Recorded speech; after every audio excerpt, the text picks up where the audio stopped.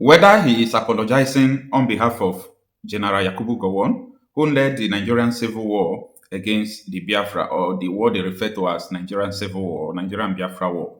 Whether he is apologizing on behalf of Gowon, that is what people don't know. But the Plateau State Governor, Governor Mutfwang, has apologized to Igbos, saying that the Plateau people were deceived to have joined Nigeria during the Civil War to fight against the Igbos. So I saw this news first of all from from Guardian newspaper. So I went to check whether is this thing actually true before I could, go ahead to publish it. I also verify it from the government of Plateau State. Their verify handle on Facebook and other social media platform. I saw it as posted. I also see it on Punch newspaper. So many media houses has reported it, and not only that, the Plateau State government they themselves with their verified handle on Facebook also publish it. So I read through it, and the governor was, saying that Igbos has been the most trusted partner with the Plateau people after the Civil War till date. Igbos are in a 17 local government in Plateau State, and that the commitment to building the new Plateau State is something that people should join hands together to build it. What the Plateau State governor said is not just the main problem, and that is not the essence of this video, because that is what every normal person should talk about. But I'm going to look into what led the Plateau State governor to apologize on behalf of his state about the civil war that happened so many years ago. What made him to apologize? He is not the first Plateau governor. There have been so many governors after the Civil War till today, and Yakubu Gowon is still alive, who led the Civil War. He has not officially apologized. No, Gowon have not apologized officially. If he has done that, I don't know. I've not seen it. But I only know that Gowon said that he fought the war for the unity of Nigeria. And most of the time, I used to ask people, does Nigeria look like what you fought to kill almost 5 million people to keep one? Is Nigeria one now? Anyway, now let's understand the details of this man's statement. I'm talking about the governor of Plateau State. Then after that, stay with me. Let me tell you what made this governor to apologize.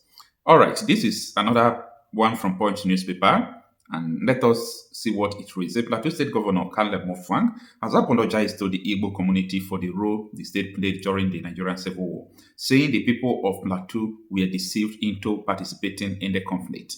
Speaking during an interactive section with Igbo leaders from the 17 local government areas of the state at the government house, NATO refit just Mutfwang urged both sides to put the painful chapter behind them and strengthen the bonds of unity. According to a report by The Guardian, so Punch newspaper is now quoting Guardian. On Monday, the governor commended the Igbo community for its contribution to Plateau State's sociocultural development, describing them as an integral part of the state's growth and prosperity. He noted that the Plateau had remained one of the most accommodating states for the Igbo people since the end of the Civil War, and recalled that compensation had been paid for some of the losses suffered during the conflict. I never knew about the compensation paid by Plateau State to Igbo people because of the losses during the Civil War. Now, let us come back to the reality. What made this man to apologize? It has nothing to do with economic growth. Igbos are developing Plateau. No. Everything he said could be true, but that is not the reason why he apologized. Now, listen. As I'm talking now, I'm refreshing my memory, watching the video where the Plateau State Governor Mutfwang with his aides and commissioner, they were they were standing in front of the soldiers, military officers. Then the civilians, the people that the terrorists came to raid their house to kill, the civilians were telling the governor, look at this army officer. He is the one telling the terrorists where to burn. He was the one telling the terrorists to burn that church. He was the one telling the terrorists to kill these people, this person, this person, this person. The governor was shocked. A soldier was telling terrorists, people to kill, where to burn. And the soldier was standing there in front of governor. And the civilians, they were accusing the soldier. Mutfwang have seen what Nigeria is. Mutfwang have seen that, like in Plateau State now, every week, The terrorists kill minimum of 10 people. It's now a constant thing. Every week, people must die. Terrorists must kill people every week. Then I started asking myself, where is Gowon? I am asking this question because Gowon said he fought the civil war to keep Nigeria one. You fought the civil war to keep Nigeria one, and your people are still fighting the war up to today. Your people are dying mercilessly like chicken. Nigeria is now killing your people. The Nigeria you bring together as one is now killing your people. Even your village and environs, they are no longer at home, running scatter scatter, death everywhere, grave everywhere. Then the question is this. If you fought a war to keep Nigeria one, and up to today, Nigeria is never one, there is an indication to tell you that Ojukwu was right. Ojukwu was right. Now, this governor have seen a lot of things that have gone wrong. Mutfwang have seen a lot of things that have gone wrong. Mutfwang have seen how his people are dying every day. This governor is helpless. But he is now remembering, he's recalling what led to the civil war. What the Fulani militia, what the jihadists are doing to his people now. What the Boko Haram, the ISWAP are doing to his people now in the name of Sharia. That is what they were doing to people from the south. You know, that time, once you mention Igbo, they believe everybody from the south, apart from Yoruba people, are Igbos. That was what they were doing to the Igbos. Pogrom, killing them, putting their heads on the car, going to the south. That was what Ojukwu saw. Ojukwu said, this is a task that we must accomplish to save our people.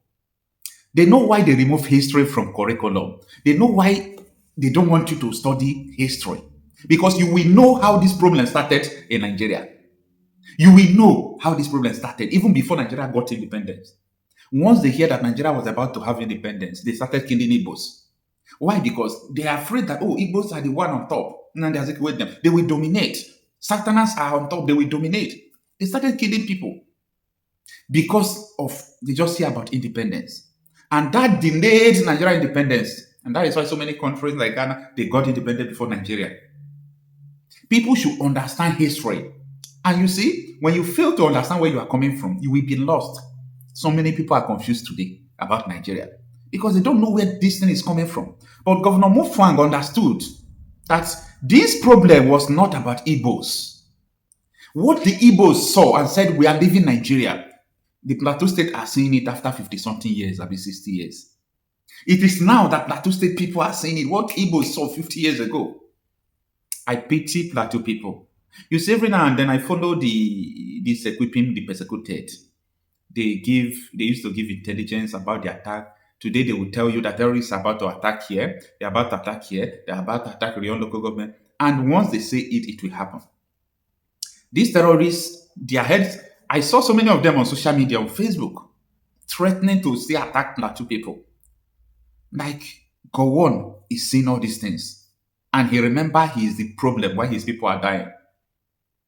You see, one of the major problems we have in Nigeria is that almost 80% of Nigerians don't have independent mind. They don't have ability to reason independently. They can't come out to reason and talk independently. Before they talk, they will remember their political person who is feeding them, the person they are begging money, the person who gives them work, the person they are begging to put them as councillor or local government chairman. They are not independent. And there is no how you can succeed.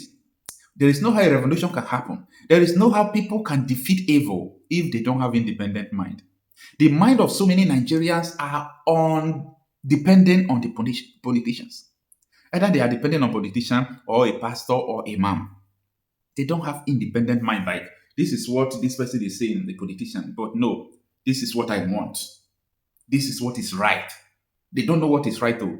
If their oga say that evil is right, they will defend the evil as the right thing. The lack of independent mind is killing Nigeria. It's what has killed Nigeria because as far as I'm concerned, it's a past tense. Nigeria is gone. Lack of independent mind.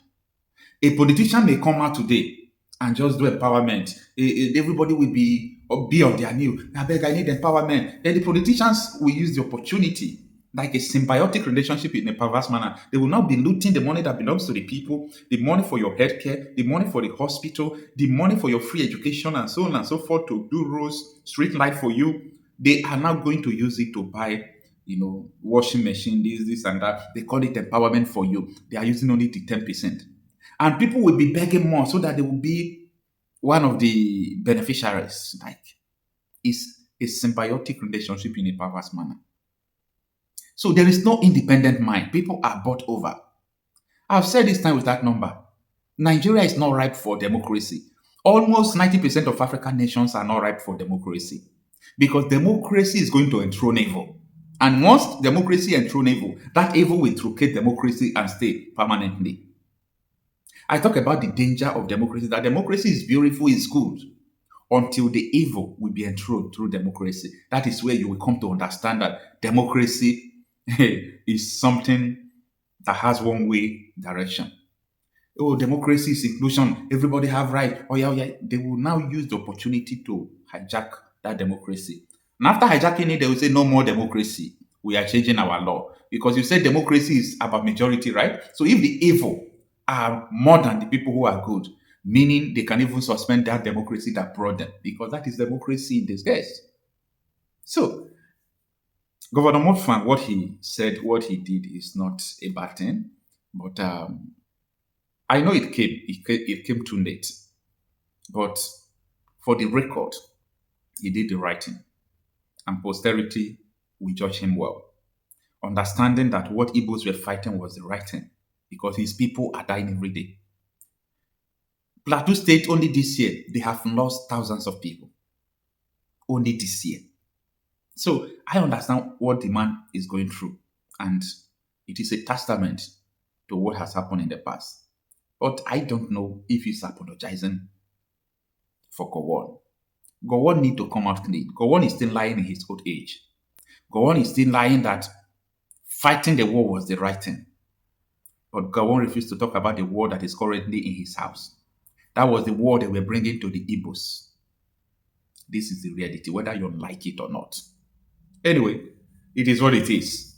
Let me know what you think about this. I did not ask you whether you accept the apology or not, because I know you have something to say.